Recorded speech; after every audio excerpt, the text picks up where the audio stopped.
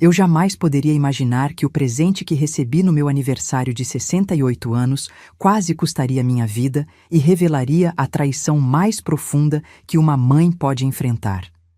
A garrafa de uísque que minha filha me enviou após 3 anos sem falar comigo continha um veneno mortal planejado para parar meu coração. O mais assustador? Se eu não tivesse decidido dar aquela garrafa ao sogro dela, por pura coincidência, eu estaria morta agora, e ninguém jamais saberia que foi ela quem orquestrou tudo. Mas antes de prosseguirmos, confira se você já está inscrito no canal e escreva nos comentários. De onde você está assistindo este vídeo? Adoramos saber até onde nossas histórias estão chegando. A caixa chegou numa manhã comum de outubro, embrulhada em papel craft simples, com apenas 2 palavras escritas no cartão. Feliz aniversário. Não havia assinatura, mas reconheci imediatamente a caligrafia de Roberta, minha filha, que não via há 3 longos anos. Coloquei o pacote sobre a mesa da cozinha, onde a luz da manhã entrava pelas persianas, criando faixas douradas que dançavam pelo ambiente. Ao abrir, encontrei uma garrafa de uísque de edição limitada, daquelas tão elegantes que você manteria como peça decorativa. O líquido âmbar capturava a luz como se guardasse fogo em seu interior. O rótulo verde escuro com letras douradas indicava o tipo de design que custa mais que o próprio conteúdo. Passei o polegar sobre o lacre de cera na rolha, sentindo sua textura sob meus dedos enrugados. Houve um tempo em que o uísque era minha companhia favorita no final do dia. Não de forma excessiva, mas como um ritual lento e deliberado. Um único copo após um dia de trabalho árduo. Quando Linda, minha esposa, ainda estava viva, ela nos servia um copo depois do jantar. Aos domingos, sentávamos na varanda e deixávamos o som dos grilos preencher o silêncio entre nós. Isso foi antes do ataque cardíaco me tirar essa escolha. 3 anos sem beber uma gota. E Roberta sabia disso perfeitamente. Ela esteve lá, no hospital, quando o médico explicou tudo. A longa lista de coisas que eu não podia mais consumir se quisesse ver meus 70 anos. Ela não disse muito na época, apenas ficou olhando para o telefone, movendo os polegares distraidamente. Eu me convenci que ela estava apenas tentando se distrair. Agora já não tenho tanta certeza. Não tivemos uma briga cinematográfica, daquelas em que alguém sai batendo a porta. Foi algo mais sutil, mais silencioso. Ela simplesmente parou de aparecer para os jantares de domingo. Depois, não veio no dia de Ação de Graças. No segundo Natal sem ela, percebi que não estávamos nos falando de forma alguma. O silêncio tem um jeito de se tornar hábito quando você não está olhando. Ver sua caligrafia novamente depois de tanto tempo apertou algo no meu peito. Não era alegria, nem mesmo alívio, apenas um peso que não conseguia nomear. O cartão branco e simples, com apenas Feliz Aniversário em tinta azul, sem mãe, sem assinatura, apenas aquelas 2 palavras solitárias, como se estivessem com medo de dizer mais. Decidi não abrir a garrafa, nem pensei nisso. Deslizei-a para o outro lado da mesa e voltei para meu café, que já estava frio. O relógio sobre o fogão tic-taqueava de forma constante, fazendo a casa parecer ainda mais vazia. Lembrei-me de Antônio, sogro da minha filha. Antônio é daqueles homens que nunca chega de mãos vazias ou sem ferramentas na caçamba da caminhonete. Há 2 verões, depois de uma tempestade que arrancou metade das telhas do meu telhado, ele já estava numa escada às 8 da manhã, martelo em punho, antes mesmo que eu tomasse meu primeiro gole de café. Ele é o tipo que não espera convite para ajudar. Se alguém merecia algo bom, era ele. Como eu não podia beber o uísque, a ideia de que ficasse juntando poeira na minha prateleira parecia errada. Antônio o abriria, compartilharia com amigos, teria uma história para contar. Isso parecia melhor do que vê-lo desvanecer atrás de um vidro. Naquela tarde, a garrafa estava presa no banco do passageiro da minha velha Chevrolet, enquanto eu dirigia até a casa dele. O sol inclinava-se para o oeste, pintando tudo com aquela luz âmbar que só temos no final de outubro. Os campos ao longo da estrada estavam começando a ficar marrons, com a soja cortada rente ao chão. O ar cheirava levemente a fumaça de alguma fogueira distante. Antônio recebeu o presente com gratidão genuína, prometendo abri-lo em uma ocasião especial. Voltei para casa sentindo-me bem por ter encontrado um destino adequado para o presente, embora algo me incomodasse no fundo da mente. Por que Roberta me enviaria uma garrafa cara de algo que ela sabia que eu não poderia consumir? Naquela noite, o telefone tocou, o da linha fixa. Quase ninguém liga para ele mais. Mãe. A voz de Roberta era suave e casual, como se nenhum tempo tivesse passado entre nós. Encostei-me no balcão, surpresa.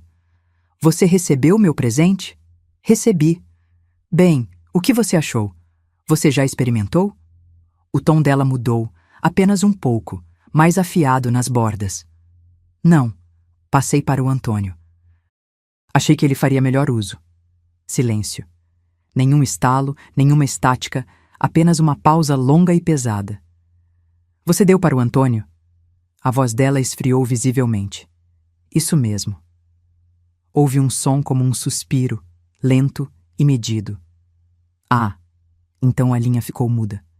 Olhei para o fone por um momento antes de colocá-lo de volta no gancho. O relógio continuou tiquetaqueando. Meu estômago se revirou, não por causa da sopa que havia jantado, mas por algo menos tangível.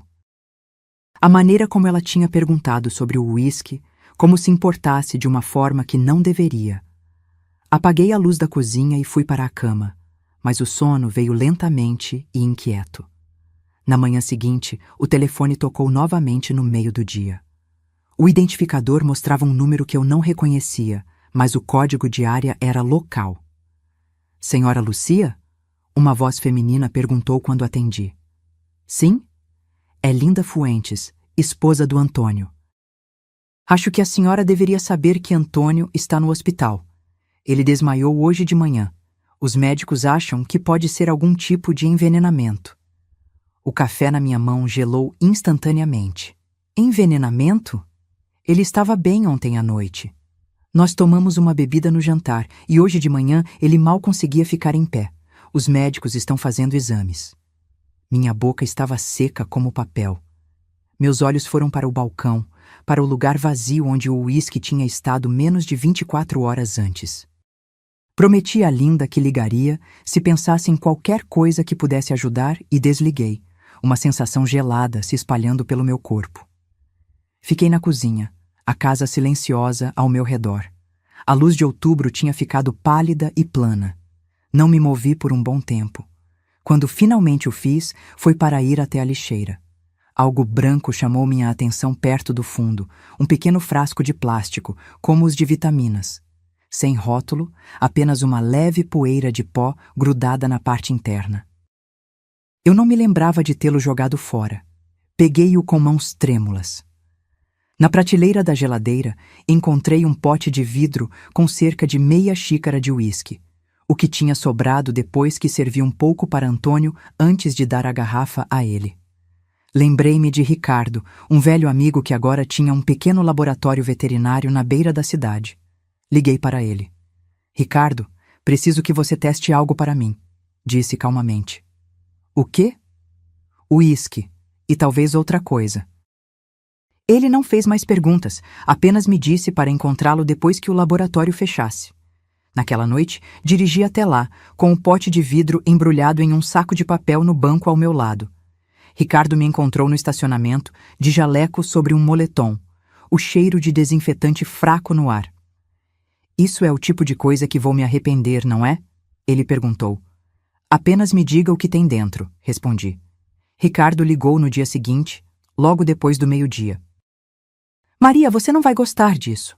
Há algo no uísque, raiz de cobra branca. Na dose certa, ela para o coração de um homem. Fechei os olhos, o telefone pesando em minha mão. Você disse que o Antônio bebeu isso? Sim. E você não? Não. Ele soltou um suspiro lento. Então, você pode ter acabado de escapar da morte. No momento em que desliguei, soube que Roberta tinha me mandado mais do que um presente. Ela tinha me enviado uma mensagem.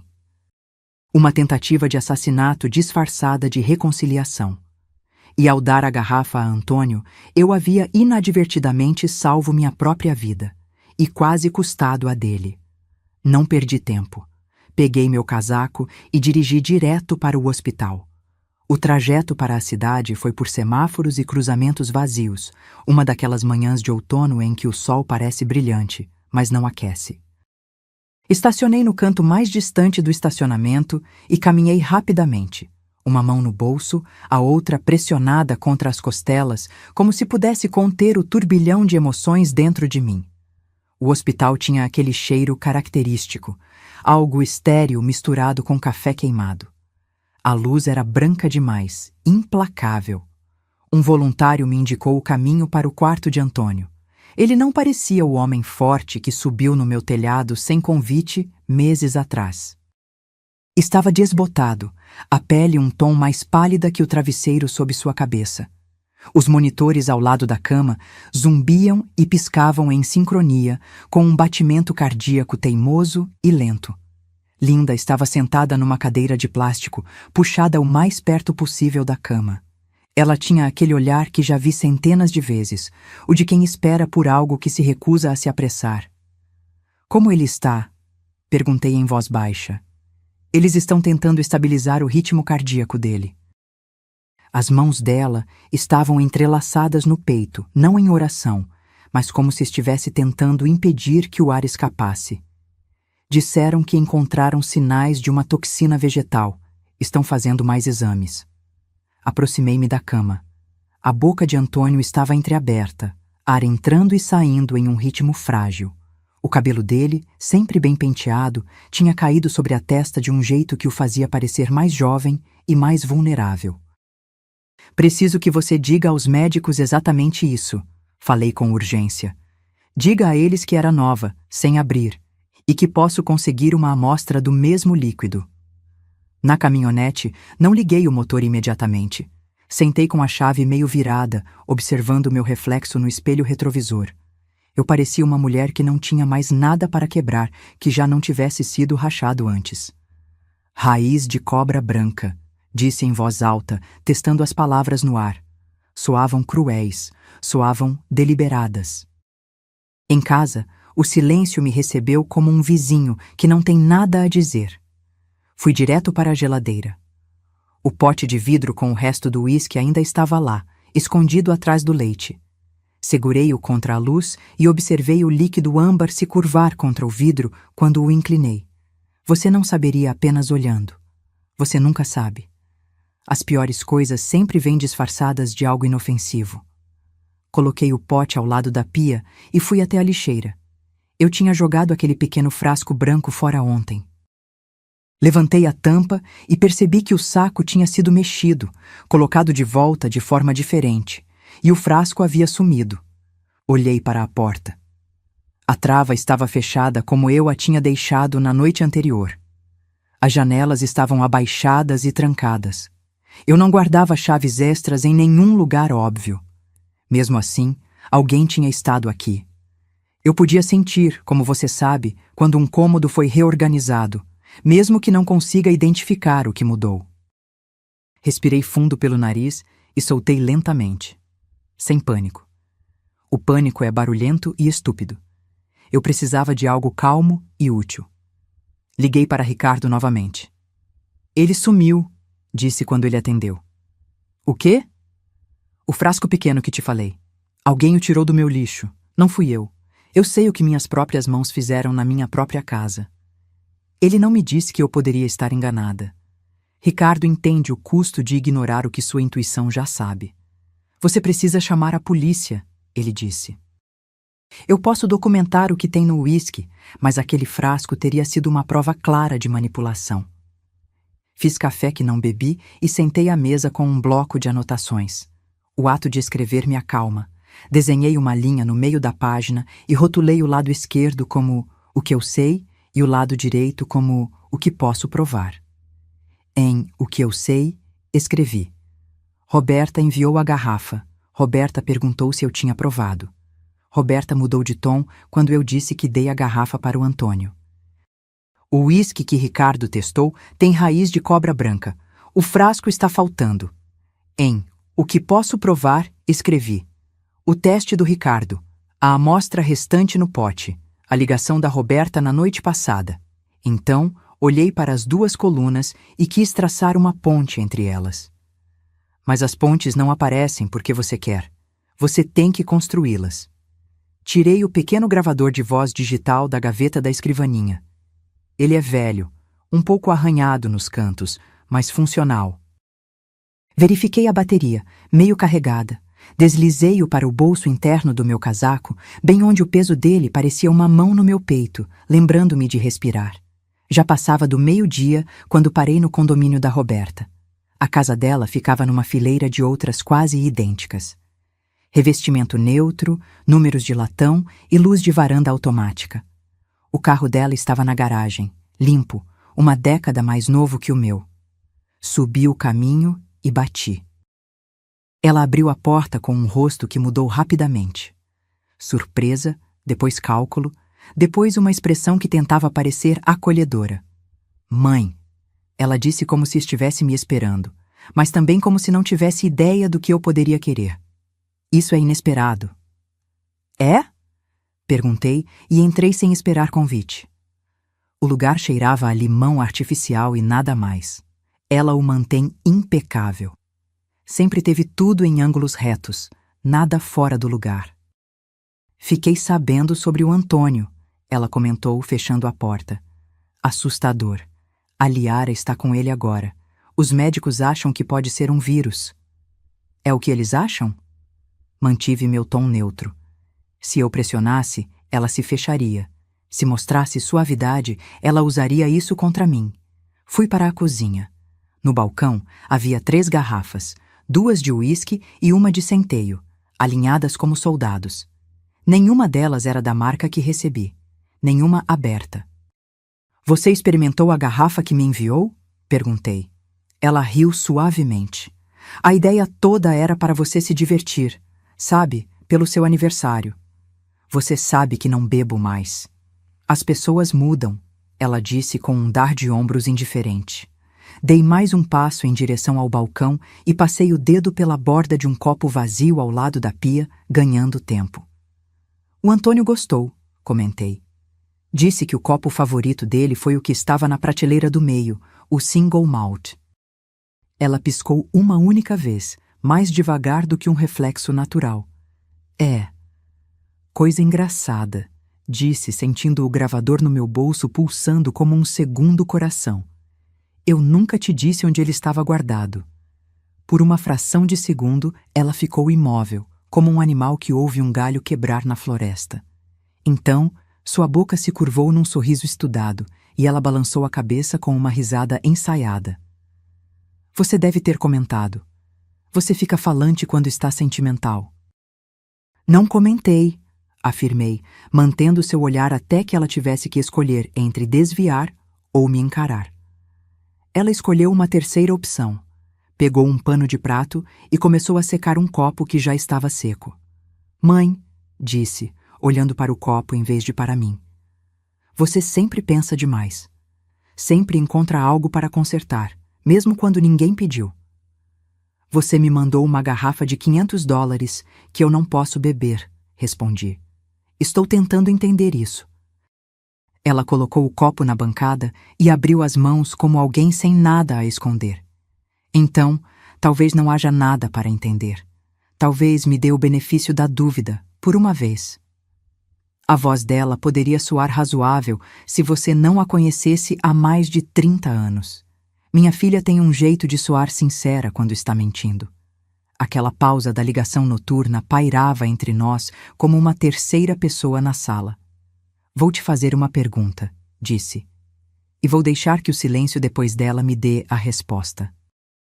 Ela me olhou como se estivéssemos jogando xadrez e eu tivesse anunciado meu próximo movimento. Ok. Você adulterou aquele uísque? Silêncio. O silêncio é uma coisa viva quando você o usa direito. A geladeira zumbiu. O relógio no micro-ondas mudou de 12:09 para 12:10. Um carro passou lentamente lá fora. Os pneus audíveis no asfalto. Ela não desviou o olhar. Também não falou. Adeus, Roberta, disse, porque às vezes ir embora é a única frase que importa. Ela disse meu nome enquanto eu me virava. Mãe, naquele tom em que a palavra é tanto um gancho quanto um aviso. Parei, mas não me virei. Você vai continuar me acusando de coisas. Vai me afastar, ela disse. Não estou acusando, respondi olhando para a porta. Estou coletando. Lá fora, o ar estava cortante e metálico. Sentei na caminhonete e desliguei o gravador. A luz vermelha piscou e apagou. Coloquei-o no banco ao meu lado como uma testemunha silenciosa. Minhas mãos estavam firmes, mas minha mente agitada. Não dirigi para casa. Ainda não. Estacionei no canto mais distante de um estacionamento de supermercado, onde ninguém me incomodaria, e fiz uma ligação que eu estava evitando desde que Ricardo mencionou raiz de cobra branca. Detetive Fontes, uma voz grave respondeu após 2 toques. Detetive, meu nome é Maria Lúcia. Acredito ter informações sobre um envenenamento.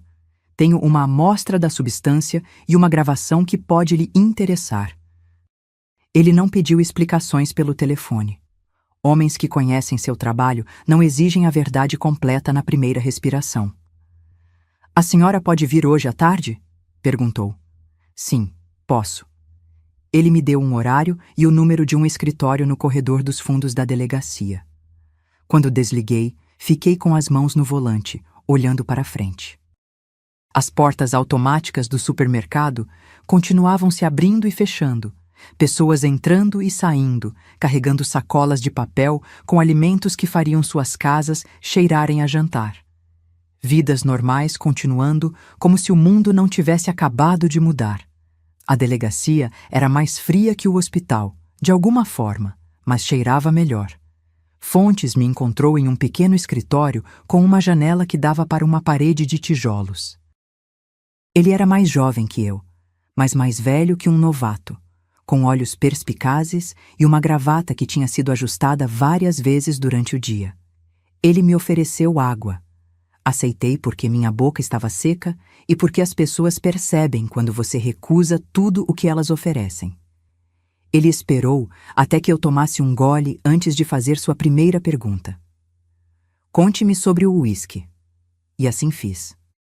Forneci as datas, as palavras exatas de Roberta e o significado daquele silêncio que não parecia surpresa. Não compartilhei minhas teorias, apenas os fatos, deixando que ele os organizasse como achasse melhor. Então, coloquei a sacola de papel sobre a mesa, retirei a lata, abria e coloquei o pote de vidro e o gravador na sua mesa como ferramentas no início de um trabalho. Ele ainda não tocou nos itens. Fez perguntas que pareciam pequenas, mas não eram. Quem mais tem chaves da sua casa? Quando a senhora verificou seu lixo pela última vez? A senhora mencionou o frasco para alguém além do Ricardo? Então, ele pegou o gravador e o pesou na mão, como se avaliasse o peso que uma palavra pode ter quando você precisa carregá-la. A senhora entende? Ele disse. Isso não se torna um caso porque eu e a senhora temos um pressentimento. Isso se torna um caso quando o que a senhora me entregou pode sobreviver ao escrutínio oficial. Eu entendo, respondi. Quero que outras pessoas vejam isso. Quando me levantei para sair, ele pronunciou meu nome como se o estivesse experimentando. Senhora Lúcia. Sim? Não fale com sua filha novamente até que eu autorize. Se ela entrar em contato, anote a hora e o que ela diz e mantenha suas respostas mais curtas que as perguntas dela. Assente, surpresa com a sensação de que alguém mais estava finalmente disposto a carregar um canto do peso que eu suportava. Lá fora, a tarde tinha se tornado cinzenta e opaca, o tipo de luz que machuca os olhos mais do que ilumina o caminho. Dirigi para o hospital. Linda estava na mesma cadeira, e os mesmos monitores continuavam cantando sua canção eletrônica e silenciosa. Antônio parecia mais ele mesmo. A pele tinha recuperado um pouco de cor, e a boca estava menos tensa ao redor da respiração que entrava e saía. Coloquei minha mão na grade da cama e seus olhos se abriram. Você está com uma cara de inferno, ele sussurrou. Você deveria ver a si mesmo, respondi. E ele sorriu apenas com o lado esquerdo da boca, do jeito que homens fazem quando sorrir exige muito do resto do rosto. Em casa, tudo estava exatamente como eu havia deixado. O silêncio preenchia os cômodos como um convidado que se recusa a ir embora. Fiz um omelete que não terminei e lavei a panela, porque algumas coisas você faz apenas para provar a si mesma que ainda é a pessoa que as faz. Fui até o armário do corredor, peguei a caixa à prova de fogo da prateleira de cima e a abri na mesa da cozinha. Ela guardava os documentos de uma vida, certidões de nascimento, a escritura da casa e o anel de casamento de ouro rosa de Linda, que eu ainda não estava pronta para abandonar. Adicionei um post-it à tampa interna. Amostra de uísque com a polícia. Não descartar. Não sei para quem era a nota. Talvez para mim mesma, para me lembrar que isto não era um pesadelo, mas uma realidade que precisava ser enfrentada. Dormi no sofá com a luz do corredor acesa. Não tinha feito isso desde a noite após meu ataque cardíaco, e meu peito não gostou da semelhança entre esses dois momentos de vulnerabilidade. Acordei antes do amanhecer, porque o corpo se lembra de velhos alarmes mesmo quando a mente quer esquecer. Fiz café e observei a casa respirar em seu ritmo lento. O telefone tocou às 10 horas, número desconhecido. Deixei ir para a caixa postal porque havia aprendido algo importante no dia anterior. Você não deve uma resposta a ninguém antes de estar pronta para dá-la. A mensagem chegou após o segundo toque. Esperei e depois apertei o play. Mãe, sou eu. A voz de Roberta estava tensa como um arame. Precisamos conversar. O quanto antes, melhor. Ela pausou. Me ligue de volta. Não retornei. Anotei a hora e as palavras exatas, colocando o papel na caixa à prova de fogo, porque às vezes você precisa criar sua própria evidência contra aqueles que você mais amou. Olhei pela janela para meu quintal, que se recusa a ficar verde, não importa quanto uma mulher o regue. A cadeira da varanda rangeu uma vez. Nenhum vento que eu pudesse ver. O dia ficou silencioso novamente, mas havia tensão no ar, como antes de uma tempestade. Se você quer que eu admita que senti medo, não vou negar. O medo não é algo que escondo mais. Ele pertence à verdade da mesma forma que os pregos pertencem à madeira. Mantém tudo unido quando o mundo ao seu redor parece desmoronar. Fiquei ali na cozinha com a mão nas costas de uma cadeira e sabia o seguinte sem precisar escrever. O que quer que fosse isso, tinha passado do ponto em que uma mãe e uma filha poderiam consertar conversando calmamente à mesa. Tinha passado do ponto em que uma garrafa era apenas um presente e um hospital era apenas um lugar que acontece com outras pessoas. Ia piorar antes de melhorar. E eu continuaria caminhando em direção a isso. Um cômodo, um telefonema, uma respiração firme de cada vez. Porque quando sua própria filha tenta te envenenar, você aprende que as coisas mais perigosas nem sempre têm dentes à mostra. Há um tipo de silêncio que não fica parado. Ele perambula. Bate na borda da sua caneca de café. Olha para o telefone no balcão e conta até 60 com você. Depois recomeça. O detetive Fontes me disse para não falar com minha filha. Então, não retornei a ligação de Roberta. Anotei o horário da mensagem de voz como se fosse uma placa de carro que precisava memorizar para denunciar um acidente. Pela manhã, a casa parecia vigiada. Deixei o telefone na mesa do corredor e caminhei pelos cômodos com as mãos nas costas, não porque esperava encontrar algo, mas porque mulheres como eu não se sentam quando podem ficar de pé, não descansam quando há trabalho a fazer.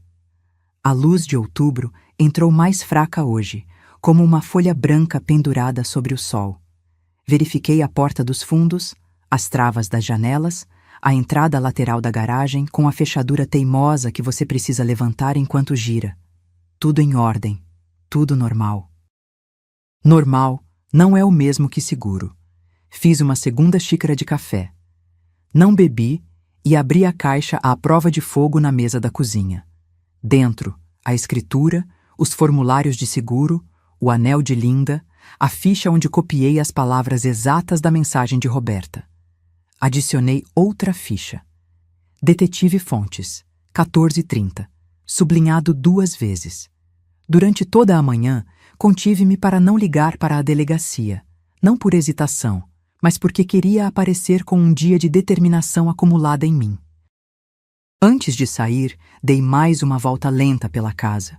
No corredor da frente, parei. O trinco da porta se alinhava com a placa de metal, apenas uma fração de milímetro fora do lugar, um novo arranhão na borda do metal, redondo e claro, como uma chave mal cortada faria após algumas tentativas. Nada quebrado, nada forçado, apenas uma marca que você só nota se conhece a porta como conhece as linhas da própria mão. Um pensamento se alojou no meu peito e não se moveu. Alguém tinha entrado. Fui até a gaveta de utensílios e encontrei um pequeno pedaço de linha e fita adesiva transparente. Coloquei a linha na parte inferior do batente da porta e aprendi com fita. Um truque que aprendi com um militar cansado de encontrar seu armário revirado. Você não prende um invasor. Você cria uma história sobre se ele esteve lá.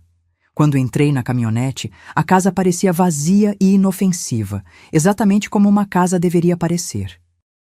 Mesmo assim, dei ré como se estivesse deixando um animal adormecido para trás. A delegacia ficava a 3 curvas e uma longa reta do hospital. Carreguei o peso da doença de Antônio nos meus ossos enquanto caminhava pelo corredor até o escritório de Fontes.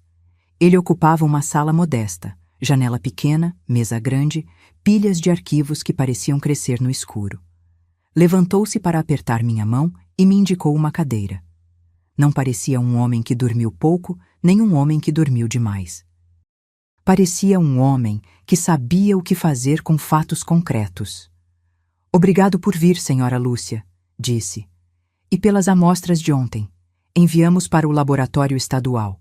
Os resultados preliminares do seu amigo Ricardo batem com o que vimos. Estamos tratando isso com seriedade. Presumo que seriedade tenha níveis, comentei. Ele quase sorriu. Tem. No momento significa que estamos buscando corroboração. Os relatórios do hospital, seu áudio, a cadeia de custódia da amostra.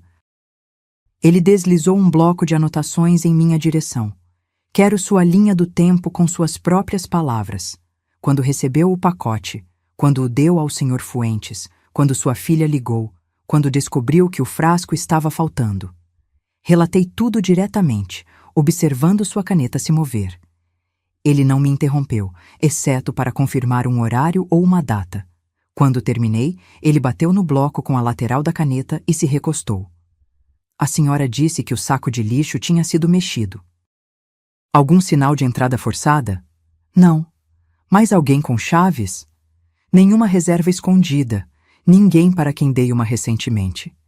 Minha falecida esposa tinha as dela. Minha filha tinha uma quando era mais jovem. Quando foi a última vez que a viu com essa chave? A resposta queria ser, há uma vida, mas a verdade veio vestida num avental de hospital. Há 5 anos, depois do ataque cardíaco, quando Roberta veio buscar algumas coisas para mim antes da alta. Ela trouxe chinelos, calças de moletom e meu carregador de telefone. Na época, agradeci a gentileza de lembrar do carregador. Não pedi as chaves de volta. Depois do meu ataque cardíaco, disse lentamente. Ela as tinha então. Não me lembro de ela tê-las devolvido. Fontes assentiu, nem surpreso, nem satisfeito. Se alguém entrou sem força, isso ajuda até explicar o frasco desaparecido. Mais alguém sabia sobre ele? Apenas Ricardo. Vou pedir que ele documente a conversa de vocês apenas para mostrar que não estamos criando evidências após o fato. Ele fechou o bloco. Senhora Lúcia, vou dizer claramente, não se encontre com sua filha. Se ela a convidar para qualquer lugar, me avise. Se aparecer, ligue para o 911. Não acredito que ela esteja interessada em uma conversa. Pensei na voz de Roberta na minha caixa postal, tensa como um cabo sob o capô de um carro que não se deve tocar enquanto o motor está quente. Farei exatamente o que o senhor disser. Ele deslizou um cartão pela mesa. Meu celular. Se sentir que algo está errado, ligue. Prefiro estar errado 2 vezes a certo tarde demais. Na saída, o prédio cheirava a toner de copiadora e cera de chão. Desci 2 lances de escada e parei no patamar para respirar. Não estava sem fôlego. Estava verificando se o chão sob mim ainda era o mesmo em que eu havia pisado quando entrei. Linda ligou quando eu estacionava no hospital. Atendi imediatamente. Maria, ele está melhor, disse ela com lágrimas na voz. Estão transferindo-o da UTI para uma unidade de transição. Ele continua se desculpando cada vez que acorda, como se achasse que arruinou a festa de alguém. Será uma festa quando ele estiver em casa, respondi. Posso passar por aí? Antônio parecia desbotado, mas sólido, agora sentado com os olhos mais claros. Ele estendeu o antebraço para mim quando entrei. Aquele velho aperto de mão de trabalhador em que vocês se firmam um ao outro pelo pulso. Você está com uma cara pior hoje, ele disse, o que fez Linda rir através do lenço que segurava no queixo. Trouxe minha pior aparência para uma visita, respondi, puxando a cadeira. Trarei a melhor amanhã. Linda se desculpou para falar com uma enfermeira. Quando a cortina se fechou, Antônio baixou a voz.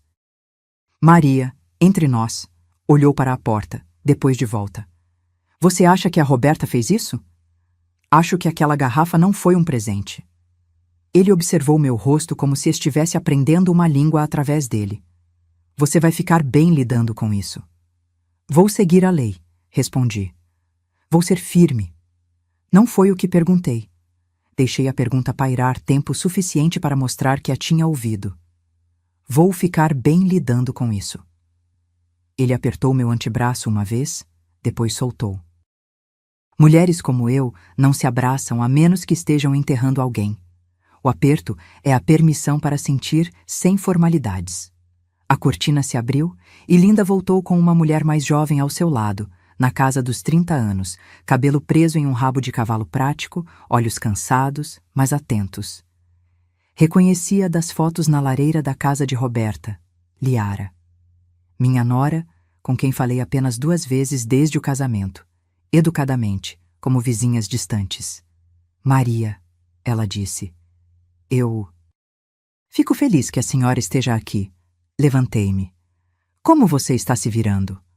Ela olhou para Antônio. Assustada, com raiva, principalmente assustada. A voz baixou. Precisamos conversar.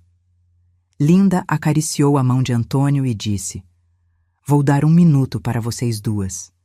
E saiu para o corredor.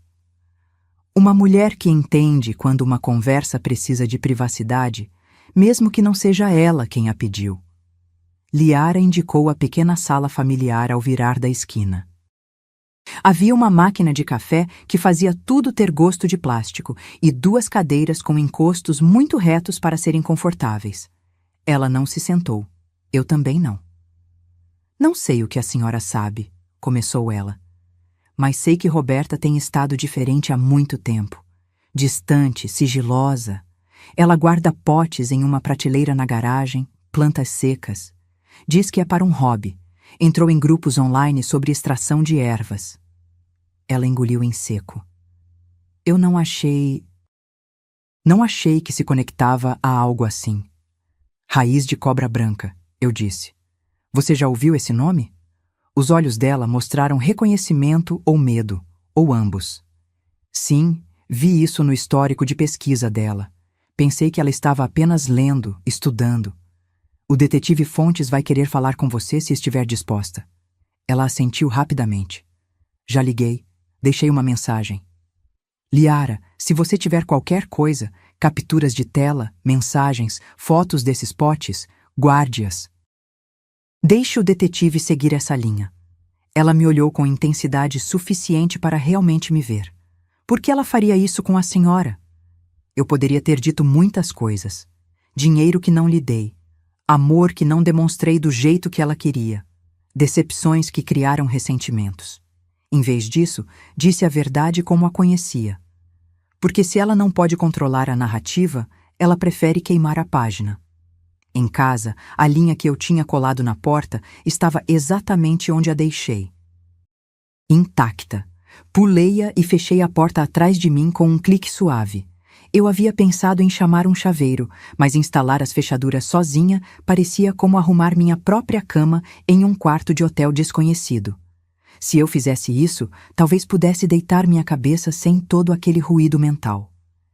Instalei a primeira fechadura na porta dos fundos, depois a segunda na frente, parafusando as placas lenta e firmemente, os músculos dos antebraços familiarizados com o ângulo e a pressão. Os pequenos alarmes foram colocados nos batentes com um som semelhante a uma bandagem sendo removida. Ativei-os e abri a porta para ouvir o alerta estridente, confirmando que funcionariam. E funcionaram. Bom, quando terminei, o sol havia descido o suficiente para criar sombras longas pelo chão. Aqueci uma lata de sopa e a comia em pé, segurando a tigela na mão esquerda e a colher na direita. Velhos hábitos, menos louça para lavar assim. O telefone vibrou na mesa do corredor. Não me assustei. Caminhei até ele na velocidade de uma mulher que vai atender a porta sem pressa. Número desconhecido novamente. Deixei vibrar. Parou. Segundos depois, uma mensagem de texto apareceu. Roberta, precisamos conversar cara a cara hoje. Uma segunda mensagem seguiu antes que eu pudesse processar a primeira. Roberta, não torne isso pior do que já é. Coloquei o telefone na mesa como se pudesse me queimar. Anotei a hora e as mensagens exatamente como chegaram em um papel e o adicionei à caixa à prova de fogo. Então, peguei o cartão do detetive Fontes da minha carteira e disquei. Ele atendeu rapidamente. Fontes, é Maria Lúcia, eu disse. Ela está pedindo para nos encontrarmos. Não, ele respondeu, as palavras tão decisivas quanto um portão se fechando. Encaminhe os textos para mim. Vou registrá-los. Se ela ligar, deixe ir para a caixa postal. Ela deixou uma mensagem mais cedo. Transcrevi. Bom, continue fazendo isso. Hesitei. Detetive, poderia passar aqui e examinar minha porta da frente? Acho que alguém usou uma chave que não era minha. Posso enviar um policial para fotografar e documentar. Passarei pessoalmente se estiver livre na próxima hora. Ele chegou 40 minutos depois com um jovem oficial chamado Pimentel. Fotografaram a placa de metal, o pequeno arranhão onde a chave havia raspado, a linha colada na parte inferior como uma armadilha improvisada. Fontes não demonstrou surpresa. Ele não parecia um homem que gosta de estar certo, mas também não desperdiçava energia fingindo surpresa quando não estava. A senhora tem o conjunto original de chaves? Perguntou. Fui até o armário do corredor e peguei a pequena lata onde guardávamos as extras há 20 anos.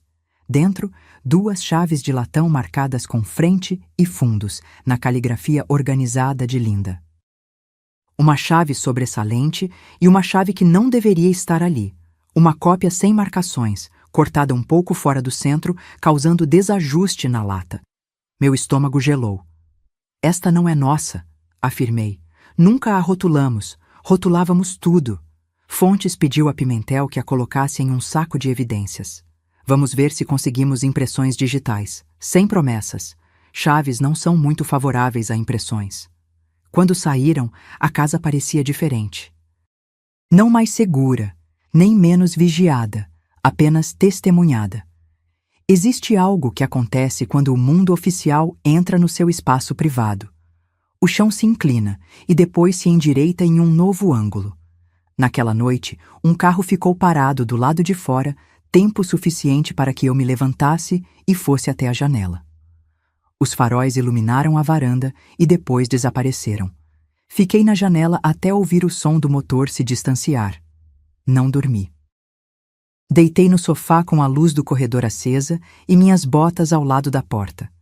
Sou velha demais para heroísmo. Não sou velha demais para estar preparada. Pouco antes do amanhecer, o telefone vibrou novamente. Caixa postal, sem toque. Eu havia esquecido do modo não perturbe. Reproduzi a mensagem com o volume baixo. Mãe, você está complicando as coisas, a voz de Roberta disse, mais contida que antes, como se estivesse em um lugar onde não queria ser ouvida. Você foi à polícia. Isso não é inteligente. Poderíamos ter resolvido isso. Você não está pensando direito. Ela desligou. Anotei tudo. Poderíamos ter resolvido isso. Palavras reveladoras. Resolver o quê? Minha tentativa de assassinato? A falha dela em me silenciar permanentemente? Às 8 horas em ponto, Fontes ligou. O laboratório estadual retornou com resultados preliminares, informou. Confirmação independente de raiz de cobra branca na sua amostra. É suficiente para abrir formalmente um caso e solicitar os registros médicos do hospital para o Sr. Fuentes. Estamos agindo. Soltei uma respiração que habitava em mim desde que Ricardo mencionou raiz de cobra pela primeira vez. Me diga o que a senhora precisa. Continue fazendo o que está fazendo. Documente. Não se envolva. Tranque suas portas. Entrarei em contato para uma declaração formal gravada. Se sua filha se comunicar, guarde tudo. Se aparecer, ligue para o 911. Falo sério. Dirigi até o hospital com uma pilha de revistas debaixo do braço. Sobre caça, reforma de casas, uma luxuosa sobre jardins que nunca cresceriam no solo seco da nossa região. Antônio estava suficientemente alerta para fingir interesse em um artigo sobre segurança de motosserras. Ambos sabíamos que ele estava me agradando. A pretensão era uma gentileza. Liara entrou durante um artigo sobre manutenção de decks. Estava com o telefone na mão e parecia alguém que não tinha dormido em uma cama, apenas perto de uma. O detetive Fontes me ligou, ela disse. Ele quer que eu leve o laptop antigo da Roberta. Ainda o tenho de antes de nos casarmos. Leve-o, aconselhei. Deixe a lei carregar o que ela foi feita para carregar. Ela assentiu. Maria. Ela me mandou uma mensagem, continuou com os olhos baixos. Perguntou se a senhora estava brincando de herói. Disse, se algo acontecer, é culpa sua. Ela levantou o olhar. Encaminhei para o Fontes. Bom, eu disse. Um calor subiu no meu peito, não do tipo antigo. Era o tipo que distingue entre ameaça e aviso. Não responda nada que ela enviar. Nem uma palavra, nem mesmo para dizer que não responderá. Ao meio-dia, o alarme da porta emitiu seu grito agudo. Eu já estava levantada da cadeira com o telefone na mão antes que meu cérebro pudesse dizer ao meu corpo que havia reagido excessivamente. O alarme soou novamente, cumprindo sua função. Aproximei-me da janela fora do campo de visão e puxei a cortina na largura de um dedo. Uma caminhonete de entregas. O motorista tinha aberto a porta de tela para deixar um envelope acolchoado no tapete. Ele olhou para o alarme, deu de ombros como um homem que já encontrou barulhos piores e recuou. A porta se fechou suavemente. O alarme silenciou. Deixei meu coração retornar ao seu lugar e esperei. Quando o veículo se afastou, abri a porta. O envelope não tinha endereço de remetente. Dentro, uma única folha de papel, sem nota. Apenas uma fotografia impressa. Minha varanda na noite anterior, fotografada do outro lado da rua. A cadeira da varanda parada. A luz sobre a porta brilhando. Ninguém no enquadramento. A foto havia sido tirada nas últimas 12 horas. Olhei para a rua, para as cercas dos vizinhos, para o local perto da esquina onde um carro poderia ficar com as luzes apagadas e observar sem ser visto. Então, levei a fotografia para a caixa à prova de fogo, adicionei-a à pilha e liguei para Fontes. Ele atendeu imediatamente. Descrevi o que havia chegado, como chegou, o que mostrava. Não descarte isso, ele instruiu. Enviarei alguém. No final da tarde, a polícia havia levado a fotografia e registrado minha declaração sobre como ela chegou. Levaram o envelope também. Fontes me enviou uma mensagem. Estamos solicitando gravações de câmeras de segurança do seu quarteirão. A noite chegou como uma porta se fechando lentamente. Esquentei a sopa da noite anterior e a comi sentada nos degraus dos fundos, o ar de outubro cortando limpo em meus pulmões. O quintal escureceu, a cadeira ficou imóvel e, em algum lugar distante, um cachorro latiu para algo que apenas cães podem perceber. Entrei e acendi a luz do corredor. o telefone vibrou mais uma vez. Roberta, você acha que eles vão te proteger do que você começou? Me ligue. Não liguei. Copiei palavra por palavra e deslizei o papel para a caixa. A caixa se fechou com aquele som suave e final que sempre faz. Coloquei-a de volta na prateleira mais alta, como uma mulher guarda um peso onde não pode tropeçar nele no escuro. Fiquei parada escutando a casa falar consigo mesma, o estalo e o suspiro da madeira, o gemido fino do motor da geladeira, o tic-tac de um relógio que não compreende o significado do tempo. Pensei na primeira vez que Roberta disse "mãe" de um jeito que fez meu coração querer se levantar e saudar.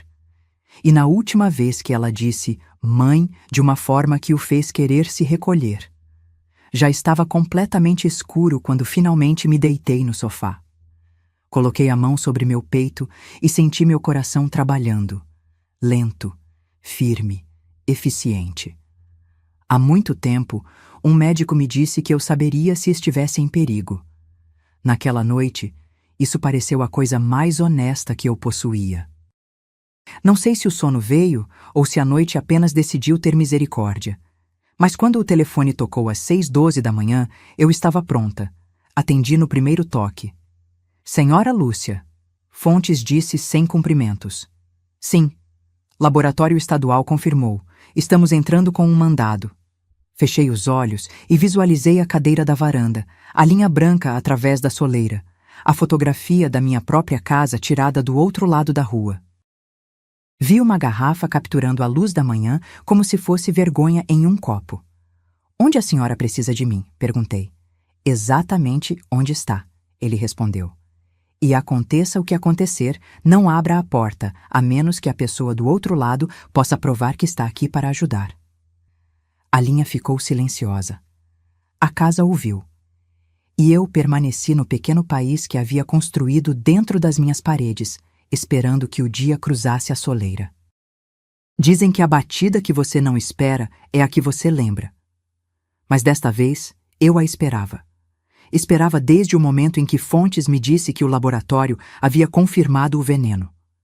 Mesmo assim, quando a batida veio, forte e determinada, meu peito se apertou. Não por medo, mas por saber que a linha que estávamos seguindo no escuro estava prestes a ser pintada em tinta oficial brilhante. Aquela batida significava que o mandado tinha força agora. E o dia não esperaria que eu me sentisse preparada. Eram pouco mais de 8h da manhã. A luz exterior tinha aquele dourado pálido que mal toca o chão antes de desvanecer. Abri a porta e encontrei Fontes com 2 policiais uniformizados, Pimentel, de antes, e outro que eu não conhecia, jovem o suficiente para que seu cinto parecesse grande demais para ele. Estavam vestidos para um trabalho que não permaneceria apenas no papel. Bom dia, senhora Lucia, Fontes disse, segurando um documento dobrado em uma luva plástica transparente. O juiz assinou às 7h43. Temos autorização para revistar a residência de sua filha e apreender quaisquer itens relevantes para o caso. Ele não precisava explicar. Este era o momento em que tudo poderia mudar. A senhora precisa de mim lá? Perguntei. Não, ele disse. E isso não é um pedido, é uma instrução. Não queremos que a senhora esteja no campo de visão dela hoje. Faremos a busca. Se encontrarmos o que esperamos, procederemos adequadamente. Proceder adequadamente é linguagem policial para sua vida pode não parecer a mesma até o jantar. Eles saíram em comboio, um sedã preto, uma viatura policial, rolando pela rua como uma fila de pontuação, dirigindo-se a uma frase inacabada. Fiquei na porta até que dobrassem a esquina. Então fechei a porta e observei a linha na parte inferior do batente, ainda perfeitamente imóvel, como se desafiasse alguém a perturbá-la. As horas seguintes se estenderam interminavelmente. Tentei ler. As palavras estavam na página como estranhos em uma parada de ônibus. Fiz café. Não bebi. Por volta das 11, dei uma volta lenta até a beira da cidade, parando no pequeno Parque Memorial dos Veteranos, onde os bancos ficam de frente para uma fonte que não funciona desde o verão passado. O som do tráfego na Avenida Central era suficientemente distante para permitir que o ar se assentasse. Eu havia estado aqui uma vez com Roberta quando ela tinha 10 anos. Tínhamos trazido pão para os patos. Ela me perguntou para que serviam todos os nomes nas placas. Disse-lhe que eram para homens e mulheres que haviam cumprido seus deveres até o fim. Ela perguntou se isso significava que tinham completado a missão. Eu disse sim. Ela não perguntou qual era a missão. Às vezes, penso que essa é a parte que eu deveria ter explicado. À 1h17, meu telefone vibrou. Não uma ligação, mas uma mensagem de texto de Liara. Liara. Eles estão aqui. Estou no quarto com a porta fechada. Posso ouvi-los vasculhando a garagem. Respondi. Fique dentro de casa. Não interfira. Você está segura com eles lá. Nenhuma resposta retornou. Imaginei-a sentada na beira da cama, mãos entrelaçadas, ouvindo botas no concreto e o som de caixas sendo movidas. Eu conhecia esse som. É o som de alguém procurando a verdade, sem se importar se acorda a casa inteira. Às 2h04, Fontes ligou. Encontramos. Deixei as palavras assentarem. Encontraram o quê? 3 potes de vidro rotulados com fita adesiva. RCB, caule da raiz e tintura. 2 deles contêm material vegetal seco, consistente com raiz de cobra branca. O terceiro contém líquido. Enviaremos para o laboratório para confirmação. Também encontramos anotações manuscritas sobre métodos de preparação, estimativas de dosagem e... Ele pausou. E um envelope endereçado à senhora, não selado. Dentro, uma pequena carta com seu nome no topo e as palavras "Você entenderá por quê quando acabar" na parte inferior. Nada entre elas, apenas um desenho de uma árvore com suas raízes circuladas. A cozinha pareceu mais fria. Ela me deixou uma mensagem para o caso de a garrafa funcionar. Parece que sim, Fontes disse com voz calma. Registraremos, catalogaremos e fotografaremos tudo. Liara está cooperando completamente. Ela consentiu com a busca em dispositivos digitais compartilhados. Vocês a pegaram? Perguntei. Ainda não. Não estava em casa quando chegamos. Estamos emitindo um alerta. Apertei o telefone com mais força. Detetive, se ela vier aqui...